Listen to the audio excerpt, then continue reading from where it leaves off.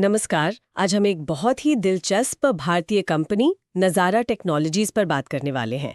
हम देखेंगे कि ये कंपनी आखिर अपना बिजनेस चलाती कैसे है और पैसा कहाँ से कमाती है। हमारे पास जो जानकारी है वो नज़ारा टेक्नोलॉजीज राजस्व के मुख्य स्रोत नाम के दस्तावेज से है। अक्सर हम सोचते हैं गेमिंग कंपनी मतलब सिर्फ गेम्स, है ना? लेकिन आज देखेंगे कि इनकी कहानी कहीं ज्यादा विविध है।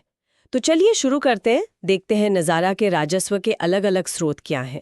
सबसे पहले सबसे बड़े हिस्से की बात करते हैं, ई स्पोर्ट्स। ये थोड़ा चौंकाने वाला हो सकता है कि कुल रेवेन्यू का लगभग 55% ई स्पोर्ट्स से आता है। हाँ, ये वाकई काफी दिलचस्प पॉइंट है। ई स्पोर्ट्स इनका सबसे बड़ा रेवेन्यू पिलर है और इसमें उनकी दो मुख्य सहायक कंपनियां हैं। एक तो है नॉर्डविन गेमिंग। नॉर्डविन, हाँ सुना है इसका नाम। जी हाँ, ये भारत की सबसे बड़ी ई स्पोर्ट्स कंपनी है।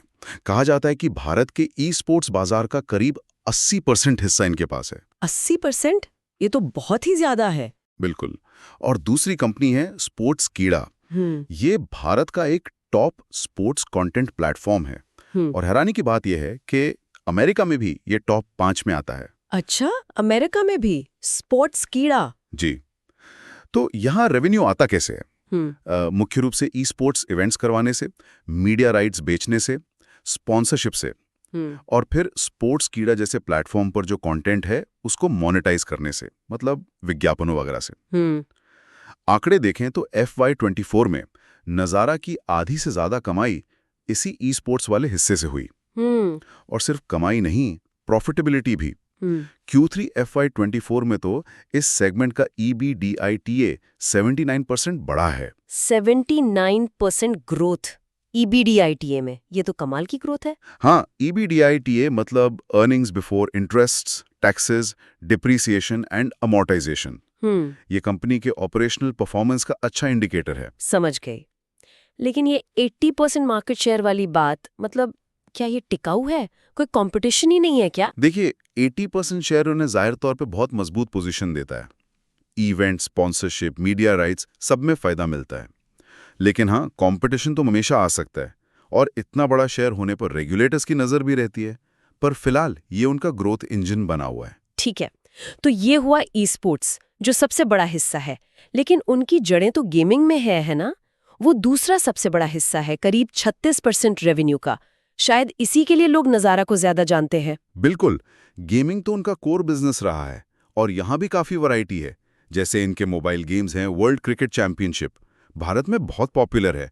फिर कैरम क्लैश है। हाँ, WCC तो मैंने भी खेला है। फिर एक बिल्कुल अलग चीज है टिडोपिया। ये बच्चों के लिए गेमिफाइड लर्निंग ऐप है, मतलब खेल खेल में सीखना। किडोपिया, ये इंटरेस्टिंग है। गेमिंग कंपनी और बच्चों का लर्निंग ऐप।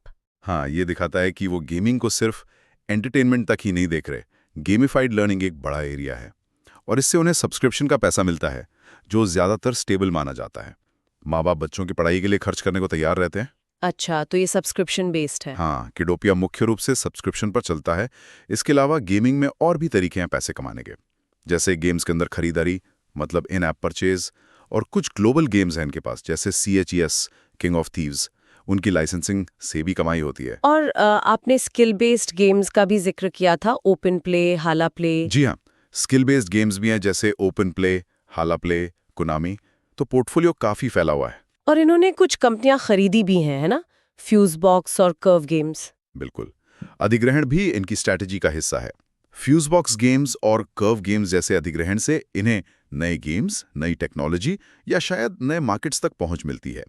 उनका फोकस है ज्यादा मार्जिन वाले गेम्स पर, खासकर IP आधारित गेमिंग, मतलब ऐसे गेम्स या किरदार जिनकी अपनी पहचान हो, अपनी ब्रांड वैल्यू हो। Intellectual property. जी।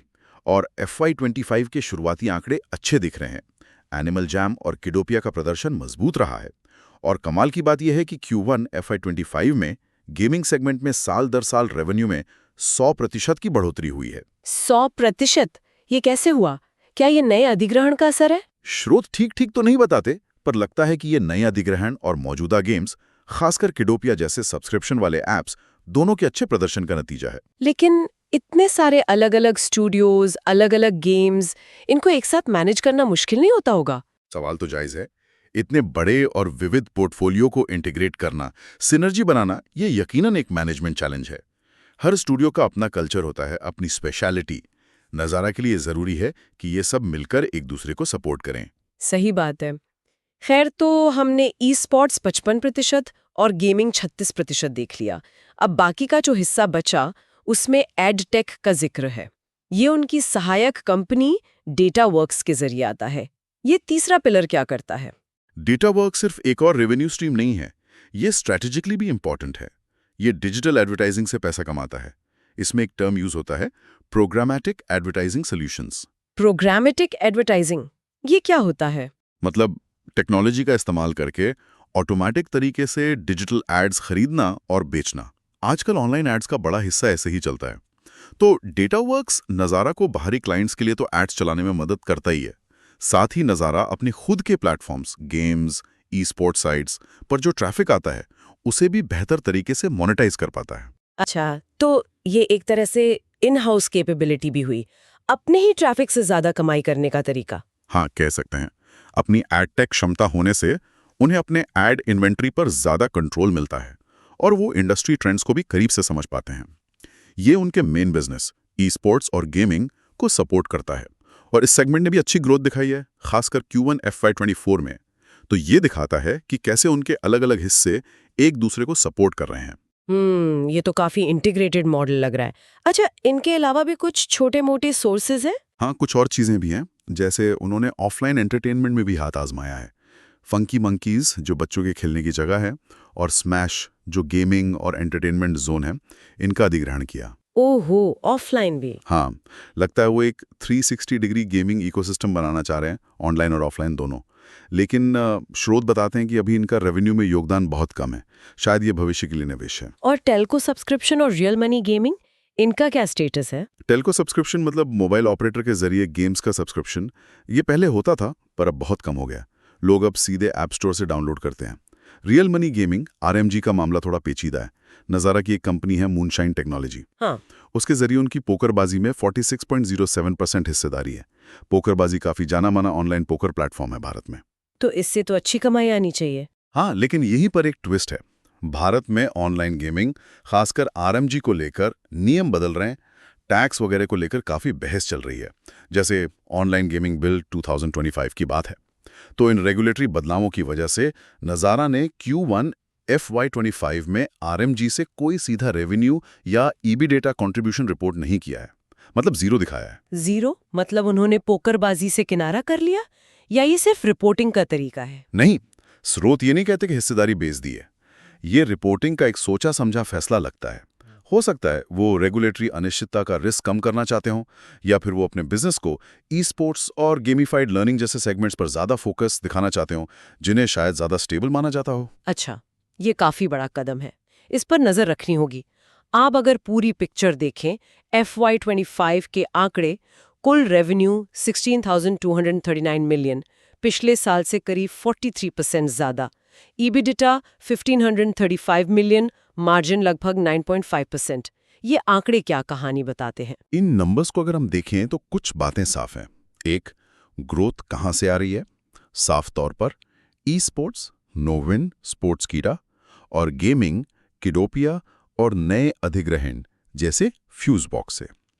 2, कंपनी का फोकस शिफ्ट हो रहा है गेमिफाइड लर्निंग और ई स्पोर्ट्स जैसे हाई मार्जिन वाले सेगमेंट्स पर। 3, RMG से सीधा रेवेन्यू रिपोर्ट न करना एक स्ट्रेटेजिक मूव है। 4, अधिग्रहण उनकी ग्रोथ का अहम हिस्सा है।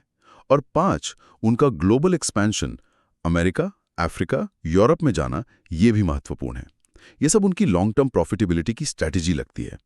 वो सिर्फ एक इंडियन गेमिंग कंपनी नहीं, बल्कि एक ग्लोबल गेमिंग और स्पोर्ट्स मीडिया प्लेटफॉर्म बनना चाहते हैं। तो कुल मिलाकर बात ये है कि नज़ारा टेक्नोलॉजीज सिर्फ एक गेमिंग कंपनी नहीं है। इनका रेवेन्यू कई अलग अलग जगहों से आता है।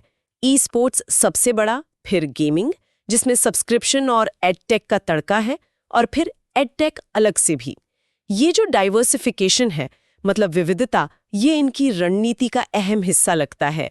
इससे रिस्क कम होता है। बिल्कुल सही कहा आपने। इस डाइवर्सिफाइड मॉडल को समझना बहुत ज़रूरी है नज़ारा को समझने के लिए।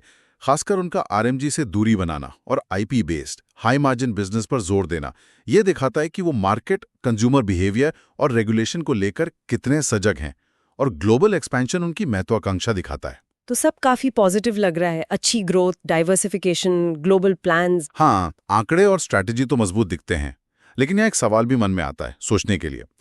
नज़ारा ने ये जो इतना कॉम्प्लेक्स इकोसिस्टम बनाया है, अधिग्रहण करके, अलग अलग बिजनेस वर्टिकल्स जोड़कर, ई स्पोर्ट्स, अलग अलग तरह की गेमिंग, एडटेक, यहाँ तक कि ऑफलाइन भी, भविष्य में ये अलग अलग हिस्से एक दूसरे को कैसे सपोर्ट करेंगे, खासकर तब जब गेमिंग मार्केट इतनी तेजी से बदल रहा है, टेक्नोलॉजी बदल रही है, नियम बदल रहे हैं।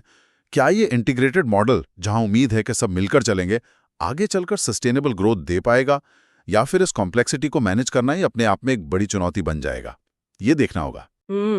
वाकई ये एक दिलचस्प सवाल है आगे के लिए। ये देखना रोमांचक होगा कि नज़ारा इस चुनौती और अवसर भरे रास्ते पर कैसे आगे बढ़ता है।